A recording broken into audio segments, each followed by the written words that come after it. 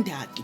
And mangabe thina yazi for every single thing ekholwayo iphila only mangabe inkolo i-related to izwi lenkosi. For instance, ziningi ezinye incwadi nezinye inkolo ezi-created ezweni esiphila kulona, and kuzona zonke lezo incwadi ukuze kube khona into umuntu ongakwazi ukuyikholwa leyo ncwadi bafike bafaka uJesu Kristu phakathi kuleyo ncwadi. Mangase ubuza ukuthi uJesu Kristu kuleyo ncwadi ufunani, they remove uJesu Kristu kuleyo ncwadi ngeqiniso lakhe but bazolifaka igama lakhe. Ngamanye amazwi ukuze incwadi beyikholwe ngempela ukuthi incwadi ephilayo. Njenge-Quran incwadi ekhuluma ngokuthi uJesu is one of ama-prophets. Uwaye umprofethi nje naye njengabonke abaprofethi.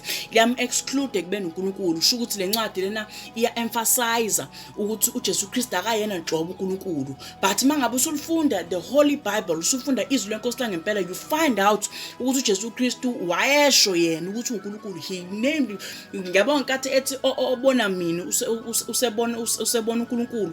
That's what he meant. He claimed ukuthi yena uNkulunkulu. He walked emhlabeni ethi uNkulunkulu. So mangabe usu-create incwadi evumayo ukuthi uJesu Kristu uNkulunkulu, kunzima ukuthi abantu bekholwe wena ukuthi wena-ke i-credibility yakhe ingakuphi. Sho ukuthi angeke uzuyikholwe enye inkolo uma ngabe leyo ncwadi le ivuma ukuthi uJesu Kristu uNkulunkulu. But mangase ufike ezweni lenkosi, izwi lenkosi likhuluma ngayo uJesu Kristu, alikhulumi ngabanye kumele sibakholwe. Ngamanye amazwi sho ukuthi le claim leyenziwe ukuthi thina mangabe solanda amandla kumele sihambe seka Israel, noma thina sikholela abantu ebafile. Thina sikholela kuMateyu wafa.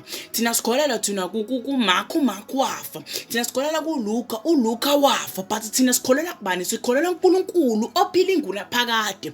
uJesu Kristu wayesefile for 3 days. Wavuka ekufeni.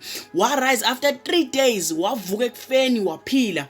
Bambona ehamba around emhlabeni. Do you think ukuthi siyamkholwa thina uNkulunkulu ongafa? Shuthi ngamanye amazwi, if wena uthi angikholela kwabantu abafileyo, uthi angikholela kwabantu abangakwazi ukuthi babe nale power yokuthi bavuke ekufeni babuse njengoJesu Kristu.